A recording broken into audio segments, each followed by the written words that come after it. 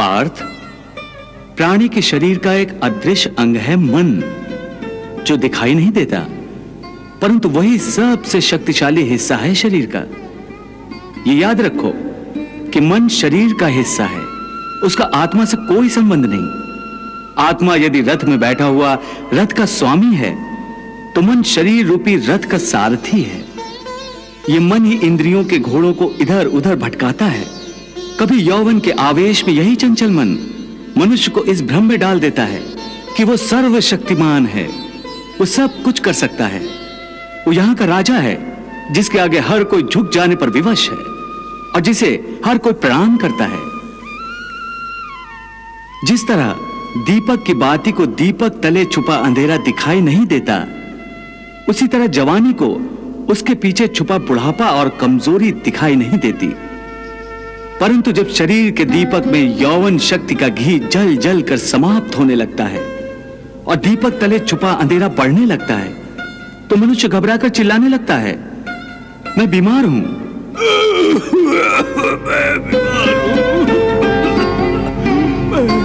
मैं दुखी हूं,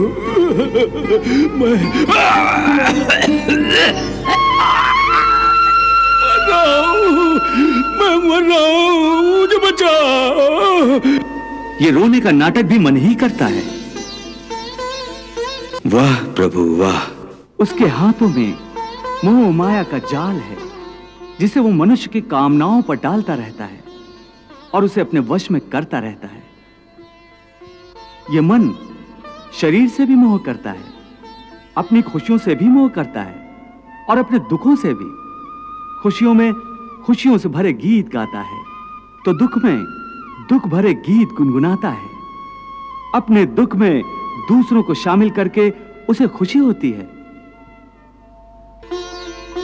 किसी भी प्राणी को उसका मन जीवन के अंत तक अपने जाल से निकलने नहीं देता। रस्सी में बांधकर उसे तरह तरह के नाच नचवाता रहता है। वो जीव को इतनी फुर्सत भी नहीं देता कि वो अपने अंतर में झांक कर अपनी आत्मा को पहचाने और आत्मा के अंदर जिस परमात्मा का प्रकाश है, उस परमात्मा का साक्षात्कार करे।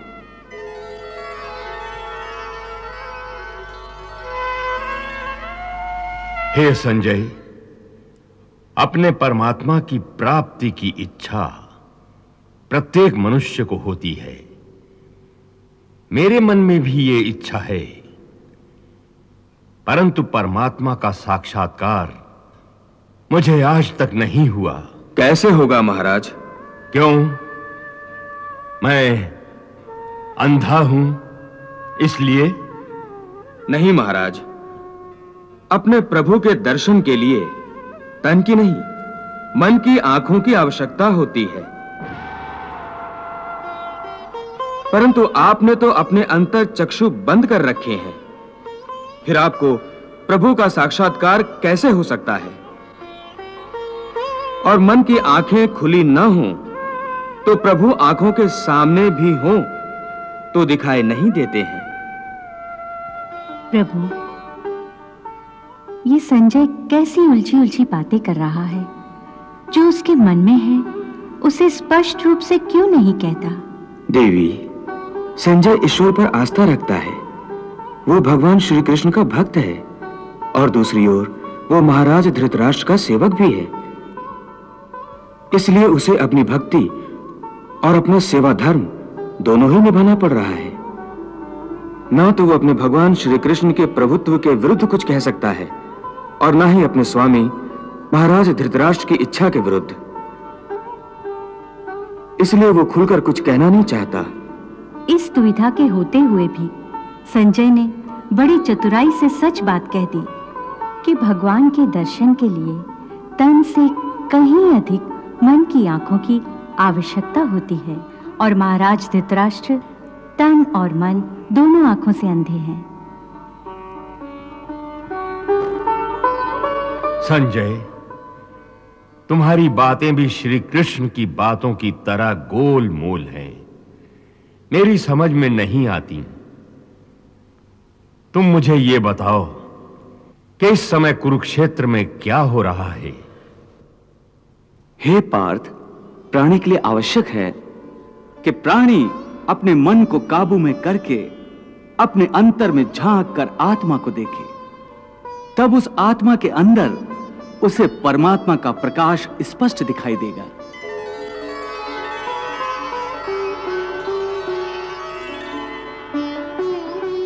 उसी को परमात्मा का साक्षात्कार कहते हैं।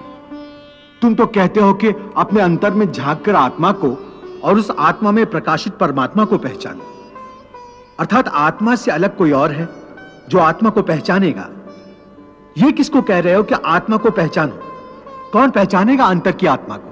तुम्हारा मन। मन? हां, तुम्हारा मन। परंतु तुम तो कहते हो कि मन माया के भ्रमजाल में फंसाकर प्राणी को बहुत नाच नचाता है, फिर वह आत्मा और परमात्मा की ओर क्यों ले जाएगा? तुमने ठीक प्रश्न किया अर्जुन। उसका उत्तर यह है कि जब तक तुम अपने आप को मन और विषयों के अधीन रहने दोगे, तब तक वो तुम्हें नाच नचाता रहेगा। हे पार्थ, मनुष्य का शरीर एक रथ की भांति है।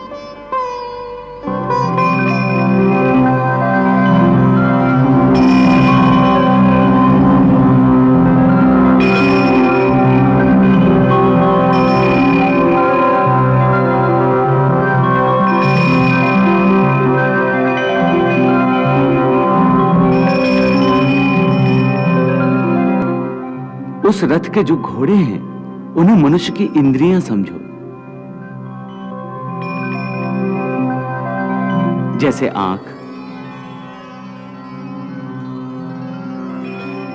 नाक,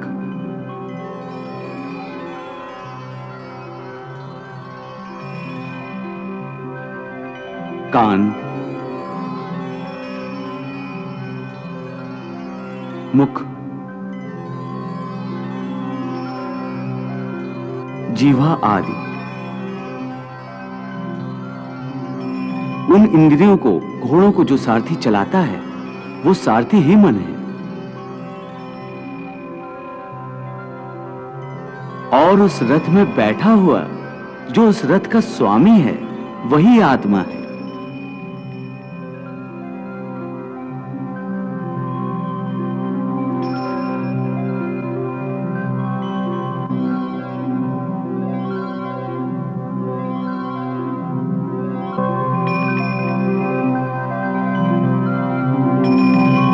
मनुष्य की इंद्रियां अपने विषयों की ओर आकर्षित होती रहती हैं।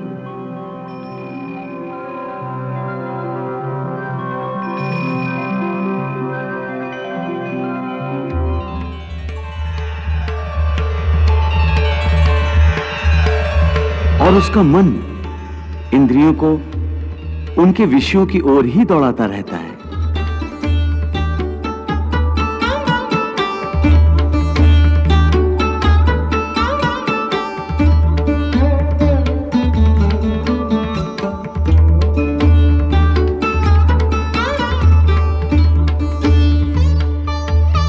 ये तभी तक हो सकता है जब तक जीवात्मा अपने मन को अपने काबू में ना लाए।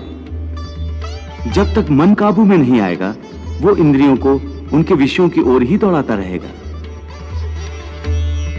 विषय उनको बुलाते हैं, इंद्रियां उनकी तरफ भागती हैं, और मन जीवात्मा की परवाह किए बगैर रथ को उस ओर लिए जाता है। परंतु जब तुम स्वयं मन के अधीन न रहकर मन को अपने अधीन कर लोगे, तो वही मन एक अच्छे सारथी की तरह तुम्हारे शरीर रूपी रथ को सीधे प्रभु के चरणों में ले जाएगा।